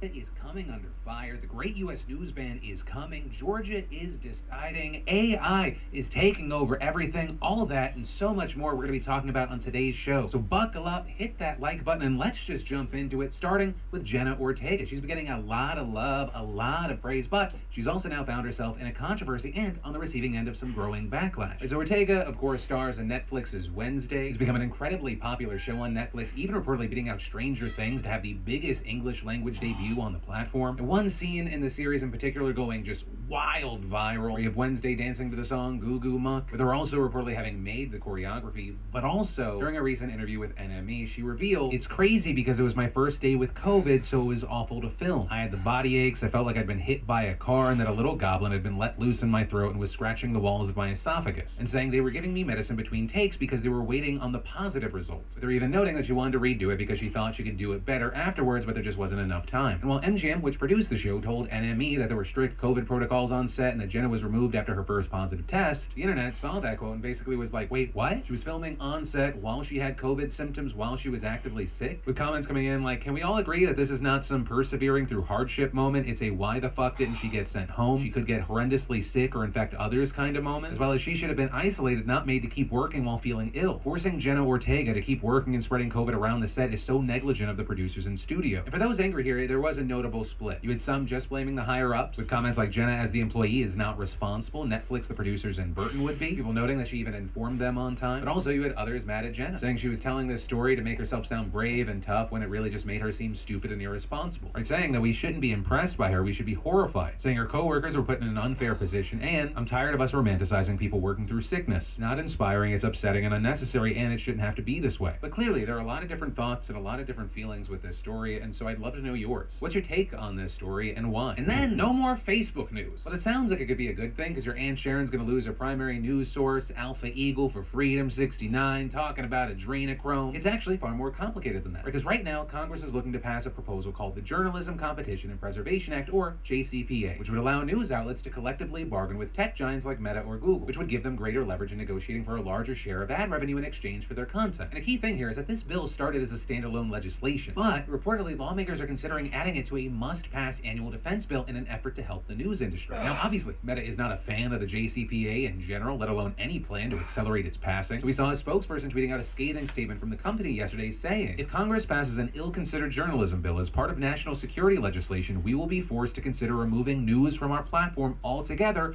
rather than submit to government-mandated negotiations that unfairly disregard any value we provide to news outlets through increased traffic and subscriptions." Put simply, the government creating a cartel-like entity which requires one private company to subsidize other private entities is a terrible precedent for all American businesses. Or, to put it all simply, Meta is threatening to remove news from their platforms if the bill passes. And understand, they have acted on threats like this before. In Australia, the government passed similar legislation last year despite Facebook's objections, with Facebook then pulling down any news from their platform for several days, resulting in a news blackout that the government condemned. But since then, the Australian government reported that more than 30 commercial agreements between local news outlets and Meta or Google have been struck. So you have a situation where there are two sides. On one side, you have supporters of the JCPA like the News Media Alliance, a trade body representing the newspaper industry, and they say that the bill will level the playing field and ensure fair compensation for the work of small and local publishers. Also saying of Meta's threat that it's undemocratic and unbecoming, and as the tech platforms compensate news publishers around the world, it demonstrates there is a demand and economic value for news. Others saying the bill would boost the shrinking profits of local news outlets. But then there's the other side with the tech giants, and they claim that news outlets already significantly benefit from the way things are, and claiming the proposal would unfairly tip the scales against the tech companies. But also, it's not just the tech companies against the JCPA, with more than 24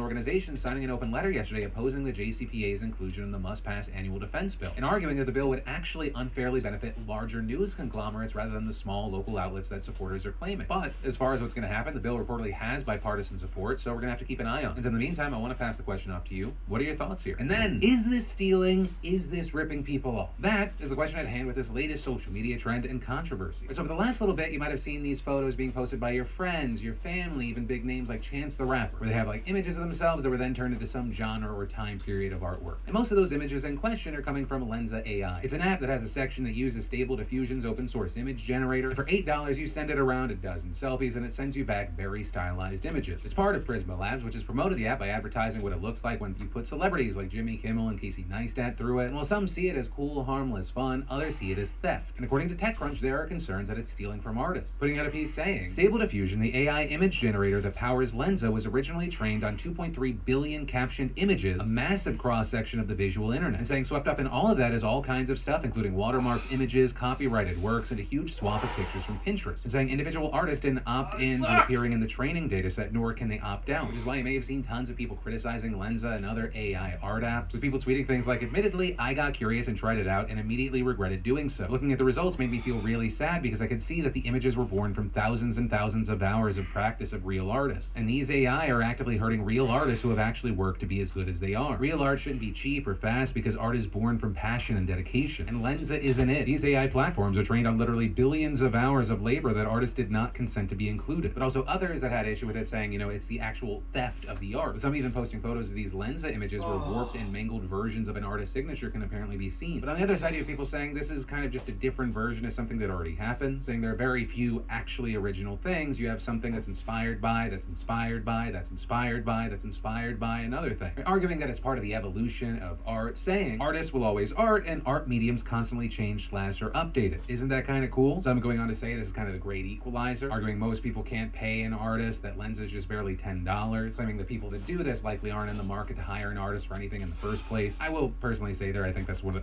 the weaker arguments. Given enough time, if unchecked, this will drive the price down of pretty much most artwork. Some also kind of landing in between understanding the concerns of artists, but not thinking that every use of it is applicable or connected. And so with all of that said, I do want to pass the question off to you. What are your thoughts here? I'm personally trying to consider all things. I didn't even know this was a thing until after I had already paid for the app, with it spitting out a number of images, including these. Side note, thank you to the AI for making my jaw that strong. Yeah, I don't know. I kind of want to sit down and think about it, but in the meantime, I'd love to know your thoughts on this. Where are you thinking? Why? Any and all thoughts. And then, please be so careful if you're vacationing to Bali anytime soon. And this because Indonesia just unanimously passed a religiously inspired criminal code that, among many things, bans sex outside of marriage. And yes, this applies to foreigners living there as well as tourists. It also bans cohabitation before marriage and apostasy, which is especially fucked considering that despite having the largest Muslim population in the world, plenty of other Indonesians aren't Muslim and people were free to choose which religion to follow. And understand, this is just the tip of the iceberg. There are also prohibitions against expressing views counter to the national ideology or insulting the president, who is a complete fuckhead, by the way. I'm mostly just saying that on principle because they can't anymore. But for many Indonesians, this is not a complete shock, right? Lawmakers had already attempted to pass a similar set of codes a few years ago, but ultimately backed out after protests. But notably, since then, there's been an even more pronounced turn towards religious conservatism, paving the way for this to be unanimously passed. With all this, you had one lawmaker trying to frame this and justify it, saying, you know, this is about breaking away from colonialism, saying the old code belongs to Dutch heritage and is no longer relevant. And supporters of this change claiming that concerns about the law are overblown, arguing, for example, that only people like parents can report their children for cohabitating or having sex before marriage. But the counter to that is that parents can report their children for cohabitating or having sex before marriage, with those outraged by this also pointing to the likely infringement towards civil rights, something that notably Indonesia worked hard to get after a revolution in 1998. And on top of that, because money moves mountains, there are people concerned that this is going to hurt tourism, right? Even though the authorities claim that only certain people can report you, you've got people like the chairman of one of the largest tourism groups in the country pointing out, from our point of view as tourism industry players, this law will be very troublesome. Should we ask overseas and unmarried couples if they're married or not? Do tourist couples have to prove that they're married? And saying if these laws are really implemented later, tourists might be subjected to jail and this will harm tourism. So at least in the meantime, rethink where you're going. God, at least I hate this. for now, because right now this isn't the end of the road, right? Because there will likely be challenges to the new criminal code at the constitutional level. And it's kind of unclear how that's actually going to go, as Indonesia has a mixed bag of upholding secular ideals while also flirting with imposing Muslim control over the other minorities, as this law demonstrates. And then, for those rainy and or snowy days, depending on where you are, nobody likes your shoes getting soaked, making your feet freeze. But also, that doesn't have to be the case thanks to our fantastic sponsor, Vessi. They're built for everyday life and perfect for all seasons because they actually keep your feet warm and dry through the rain. And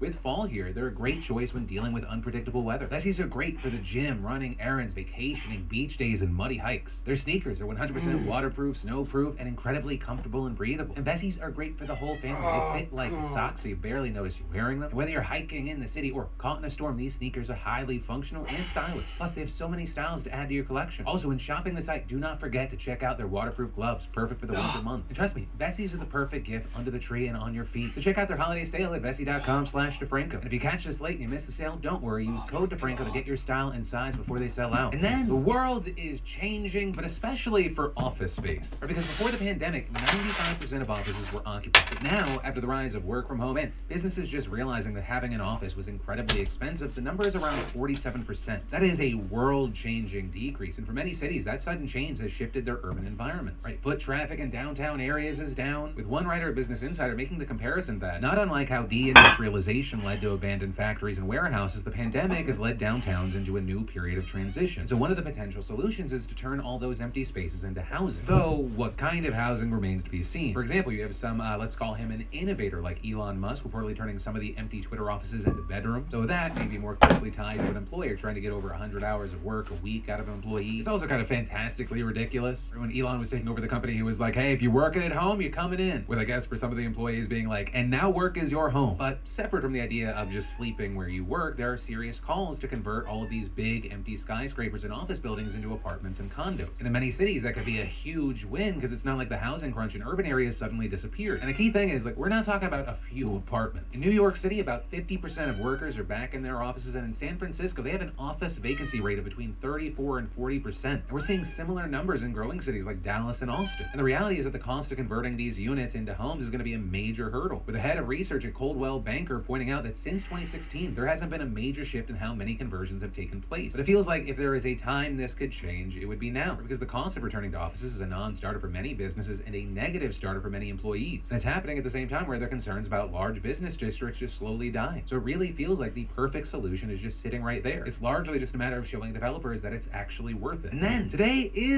was the final day you could vote in the Senate runoff election in Georgia, and what better way to talk about it than to introduce it with an unnecessarily involved graphic package that I call The Last Senator. In June, Congress passed the first bipartisan legislation to combat gun violence in 30 years. Well, I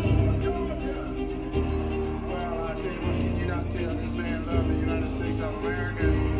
I am with many police officers, and at the same time, Mr. Walker? Yep, early voting is underway in the state of Georgia. That's where we are now. It's a highly contested Senate runoff. Decision 2022 officially begins its overtime period today. Several counties across the state opened up polling locations. Who's a vampire killer from that TV to get rid of this real life vampire, and they add it. So that this actor comes to their home, he got all the right stuff. That graphic package cost $17,000. I'm kidding, no. But yeah, essentially public involvement regarding the midterms ends today, with Georgia voters deciding if they want their senator to be incumbent Robert Warnock or serial liar, abuser, absent father, and clear victim of CTE, Herschel Walker. And it appears that people in the state understand how big of a deal this is because Georgia is breaking records, specifically absolutely smashing early voting records in the state. In fact, according to the Georgia Secretary of State office, nearly 1.9 million voters cast ballots ahead of election day. And key thing here, that even includes 76,000 people who did not vote in the general election. Now, notably, Georgia doesn't track party affiliation for early voters, so in the lead-up, we don't officially know which candidate's benefiting more, but experts say that you can get a pretty solid idea by looking at demographic data, right? Black voters who very strongly favored Warnock in exit polls in the midterms made up nearly 1 out of every 3 ballots cast already. Women who also preferred Warnock on November 8th composed more than half of the early votes. And Gen Z voters who skew liberal have also come in hot so far. In fact, we had Democratic analysts estimating that Warnock was actually heading into today with a lead of 8 percentage points. And if it turns out that is actually the case, Republicans are going to need a crazy turnout today, also hoping that Democrats don't turn out to get in their vote. But if that happens, we'll have to wait to see. Right? Because one of the biggest factors that could actually decide a win for Walker specifically is will Republicans who just voted down ballot still turn out when it's just for him? Right? Because the general election was very high stakes for Georgia for a number of contests. Governor, Attorney General, Secretary of State, all on the ballot in addition to all the House races. But also in addition to that, what's going to be very interesting to see is what issues drove voters in this election. Right? Exit polls from the general showed that the economy was a top issue. Also, abortion was a massive mobilizer following the Supreme Court ruling, and we'll see if that continues into this runoff. Also, as far as the turnout we're seeing today, as of recording this morning, precincts across the state have actually reported that there haven't been long lines or wait times, with some experts speculating that rain and bad weather is going to drive down the turnout, which, yes, is a thing, and actually, if anything, that should make you feel like your vote matters even more, so get out there. And as far as getting information tonight, getting results, polls will be closing 7 p.m. Eastern, and the Georgia Secretary of State's office said that they'll start posting unofficial outcomes shortly after that, with the speed of the results depending, of course, on how quickly counties share their tallies with state officials. And hopefully we can get some idea fairly early in the night of what things are looking like. I think I speak for a decent chunk of people when I say I'm ready for the midterms to be over. Like, I'm not saying that what's to come isn't going to be a clown show, but let's get to the next chapter. Though there are also things that could make this drag out, not only regarding the reporting of the votes, but also let's say Walker loses. This morning he refused to say whether or not he would concede the election if he loses, which kind of makes sense. He was just chumming it up with Carrie Lake. But hey, good luck, Georgia. You won't be just deciding one of your senators. You will be deciding how much power Joe mansion and or Kirsten Sinema have in the Senate. But that is where that story and today's show ends. As always, thank you for watching, liking, being a part of these daily dives in the news. But as always, my name's Philip DeFranco. You've just been filled in. I love yo faces, and I'll see you tomorrow.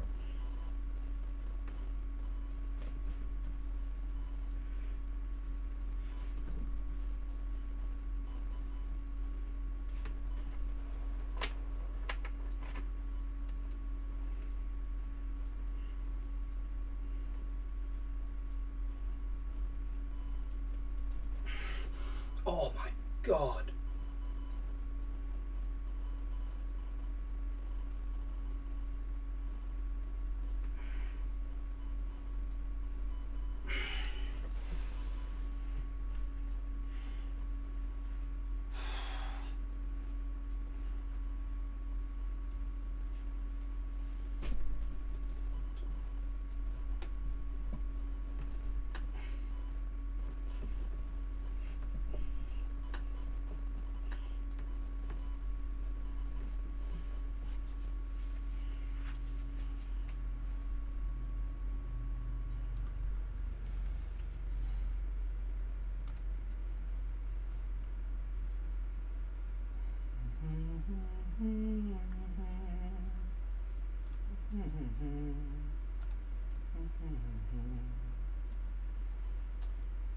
Let's see. She attacks straight-sized people. Straight-sized people. Oh, here's a new one. Straight-sized people. It's super frustrating that there's even a difference between traveling as a straight-sized person versus a plus-sized person. Ladies and gentlemen, that is what we're dealing with today. These people genuinely think the words that they are speaking, that they're sending out into the world, are groundbreaking. Poor choice of words when we're talking about fat people, but you know what I'm saying. In this video, I'm going to showcase some of the most hilarious opinions on the internet when it comes to being obese and wanting to stay obese. And people who aren't obese, this may come as a shock to you. You're not a skinny person, you're not a fit person, you're not a healthy person. You're a straight-sized person. That has nothing to do with sexuality, whether you like men or women, doesn't have anything to do with that. You're a straight-sized person. Because then I have no clue. I have no clue what that means. Yeah. But I guess before we dig deeper into this, let's have a look who commissioned the video that we just saw. Adore Media. Okay, they have 100,000 followers on Facebook, and if you click the link on Facebook, their website doesn't work. Wow, killing it. They are on their way to being a little bit of a powerhouse in the social justice sphere. They're almost like a mini version of BuzzFeed, if you will, horrifying as that sounds. Ladies and gentlemen, honestly, the things that they make, you just look at and go, what are you people doing? Like this. Are you using your vagina juice as perfume? You're not the only one. That's what we're dealing with here. That. Intro to Astrology, Episode 4. From rubbing vag juice on your neck to attract a mate to astrology. I think we might be onto a little bit of a winner here. This video is going to be great. Did you know bangles have health benefits? No. No, they definitely don't. They definitely don't. Metal that you wear around your wrist has about as many health benefits as rubbing vag juice on your neck helps with fucking, I don't know, psoriasis. It doesn't do a thing. She goes on to say, on a spiritual level, the sound waves from bangles help to purify a woman's body. Gentlemen out there, go onto your girlfriend or your wife's phone right now, and if she follows their page, unfollow her. Leave her.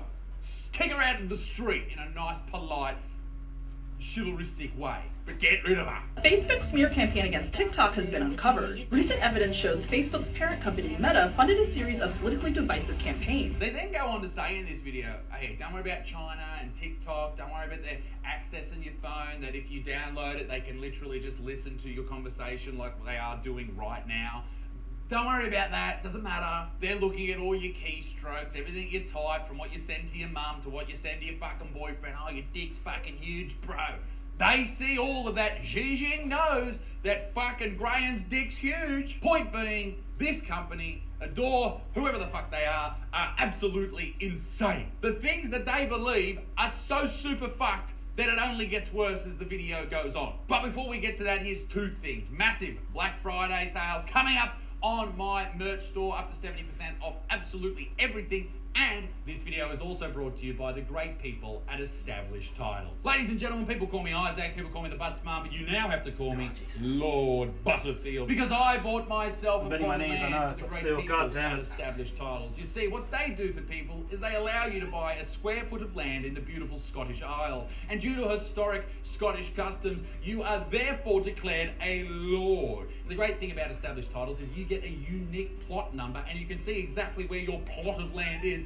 And on top of that, if you buy now, we're going to be neighbours. How good's that? We can have a Barbie. They're also helping with reforestation. They're planting a tree for every single purchase made, with amazing charity partners like One Tree Planted and Trees for the Future. Ladies and gentlemen, with the holiday season fastly approaching, you're going to forget some people. You're going to do, oh no, we didn't get Uncle bloody Darren and Auntie bloody Sharon any presents this year. Let's go to Established Titles. They can be a lord and a lady. How good is that? They've got a massive sale on right now, but if you want to get an extra 10% off, use the code Lord Butterfield or go to establishedtitles.com/Lord Butterfield and support those who support this channel. Now, back to the video. It's super frustrating that there's even a difference between traveling as a straight-sized person versus a plus-size person. Straight. I cannot take that fucking seriously.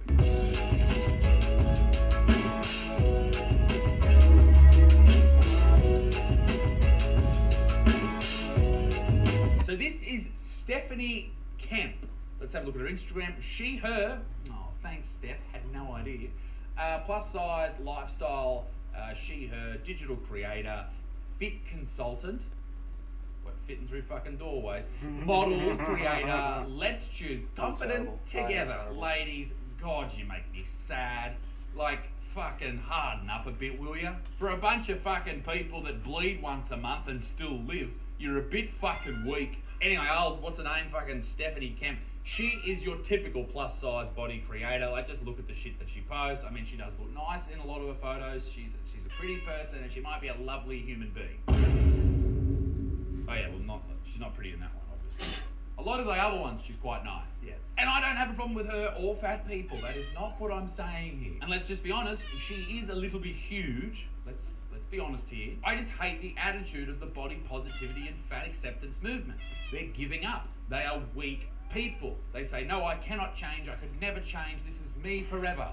Fuck off. No, I can't feel sorry for people of this size. It is your fault. You are to blame. No one else, just you. But they genuinely believe that it's our fault that they feel uncomfortable, or they can't find clothes that fit, or people look at them differently, or if they don't fit in an aeroplane seat, it's fucking everyone else's fault. Straight size people's fault. Or at least that's what we're going to discover as the video goes on. I just recently went on a cruise, and you would think all of the excursions would have body-inclusive accommodations, but there was like 3 or 4 excursions that had weight limits. If you were over 350 pounds, you couldn't attend this excursion. Okay, well, I guess it depends what these excursions, what are you, fucking 5 years old? What these excursions or these activities are. If it's horse riding, okay, well, you're not getting on a horse, babe. You're too big. When I was in Hawaii with my wife for our honeymoon, I couldn't ride the fucking horse on the beach at sunset, all romantic, and she went off with a Hawaiian man. Now she's pregnant. If he comes out with bits of fucking pineapple on him, I'll spew. Anyway, point being, if you jump on a horse and you're as big as her, I think she's about 350 pounds, I think it's 160 kilos or something, you'll flatten the poor And what if one of the activities is jet ski riding? If you jump on a jet ski, this is how you'll look. Or even a boat. Some boats have weight limits. Like you can't get on a certain boat if like a dinghy. You can't stand to one side of a dinghy if you're a big fucking fat fuck, because you're gonna tip the fucking thing. In fact, that's why the Titanic sunk. There was a big fucking fat dude in I think it was cabin 3C, and he wasn't supposed to get on the boat, but they said, hey, it's unsinkable. He got on, and they called him the iceberg. That's what they called him, because he always goes down. Isn't that right, ladies? And anyway, he sank the yeah, spewing, hey. Although if you jump on a boat cruising in the ocean and you are her size, at least you'd feel at home. I'm an asshole. I feel like if you're physically able to walk a certain amount of miles, why like you wouldn't be able to participate in these excursions. I know a lot of the plus size community worries about like toilets that don't have a stand at the bottom that are kind of just like hanging on the wall.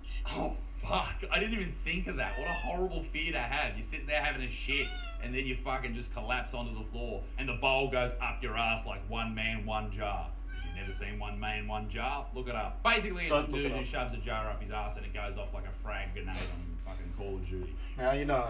It's interesting. There's like beach loungers, like the plastic ones that like bend super easily.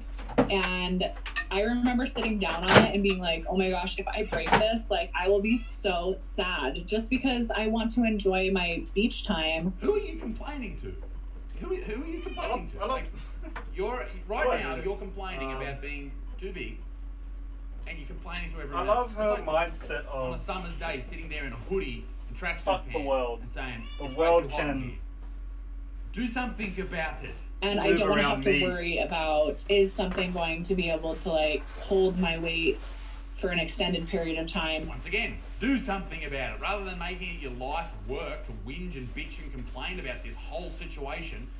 That's the workout. I think I've done all my stretches. I'm just going to do it 1 minute hang or airlines how long is it the lasts for. biggest frustration when it comes to plus size accommodations. When we're flying next to other people, my husband and I try really hard to be as small as we possibly can, but you can only do so much. Yeah, okay, great. Thanks for trying. But as Sydney Watson recently found out, that does fuck all. One of the biggest worries that people have as a plus size person is having to ask in front of other people that they don't know for a seatbelt extender. People would rather put their life at risk and not wear a seatbelt versus embarrass themselves by asking for a seatbelt extender. You know how people talk about car crashes and sometimes they say if there's a Kleenex or a tissue box at the back, that could actually, with the velocity of the crash, it goes from 100 kilometers an hour, 60 miles an hour to 0.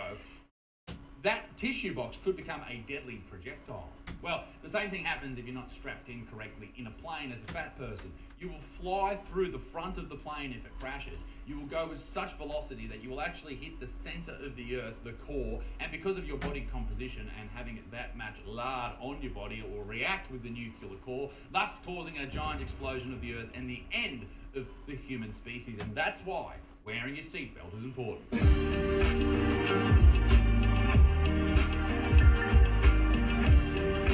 Demand. What an interesting word. You're not disabled, you're not handicapped, you weren't born this way. You ended up this way because of decisions that you constantly and continually make. Maybe you're just going to have to be a little bit uncomfortable for a while. What pushes me to start asking more for accommodations that I need is just recognizing that I'm not putting someone out by, helping myself be more comfortable. If you don't bring up your concerns, people don't know how to fix concerns that they don't know exist. I don't disagree with that. If you're not impeding others, do you think? I wish that there was a way that even if, on the reservation, we could say, I would prefer this type of chair, or I would prefer this type of accommodation. Or I'm a giant fat fuck, please bring a back-end loader to lift me, please. When you're making a reservation on an airline, I think that there should be a way to select that you want a seatbelt extender, and then that seatbelt extender should just be sitting on your seat when you get there. Go to the hospital and see the amount of people that would love to switch their lives for that her. are different sizes to come to your To be able to restaurant and walk, sit in different places to be able so to that travel, you're to be able to accommodating live. people of all different sizes. Hire them? Hey, what do you do for a living? Oh, I'm a fat guy that sits in chairs to make sure they don't break. Tough job, tough job. But I guess that's still more respectable than being a TikToker. Accommodations need to be made. People want to travel, and we shouldn't be seen as the problem. And they wonder why fat shaming exists. Okay, so here's a question. To wrap this video up. I don't know if that's a good If argument fat or people not, are plus but that's size my people and inspiration skinny for people fitness are as fit well. people are straight size people, what are the people that don't fit into I either am group? What is the deal with mid-size fashion? Mid-size has been described as body types that sit somewhere between a size 12 to a size 18. Oh my god, I hope fucking Xi Jinping or Vladimir Putin can detect my exact location and send a fucking nuke to the tip of my dick. I'm ready to end it all. Ladies and gentlemen, be a good motherfucker. Peace in the Middle East. Mid stinks. Make sure you check out the Black Friday sales next week. And toodaloo, au revoir, bye-bye. Anyway, that's the stream for today. Thanks for watching. Thanks for the extra reps and whatnot. Did the workout, did the stretches. Now I gotta go prepare dinner before the missus gets home. But yeah, back to my last point. That's the reason why I work out and whatnot. I've been to hospitals and whatnot. I've seen the unfortunate. People complain, especially about them. It's just terrible sort of thing, you know? You have an able body, that's the thing. You have a body that can move, that can eat, and there are people out there that just don't have these options. And there are people that just have that time to complain about their lives when they don't want to do anything about it. I like to give people the benefit of the doubt, but there are some of these people online that just, I don't know, they need a reality check. Some people are just way too entitled. What window did I just close? And that's why, like, I am blessed in the sense that we're all blessed. You have the internet, you're blessed. You're using Twitch, you're blessed. There are so many people out there that just don't have these sort of, you know, everything, all of this. Anyway, I'm sounding like a preacher now, but it's just like, look around you. Just once in a while, take a step back and appreciate what you have. Because there are so many others that will just gladly swap places with you. So many. And that's why I make the most of it as best as I can. Anyway, till next time. Friday morning. Back to the usual. Usual pull-ups, Russian twists. I've been getting lazy with legs lately. I haven't doing much Bulgarian. I've just been lazy with legs. It's like plyometrics. I guess that's enough. The jumping lunges I just did just then. Oh, the misses his own. Anyway, till next time. Take care.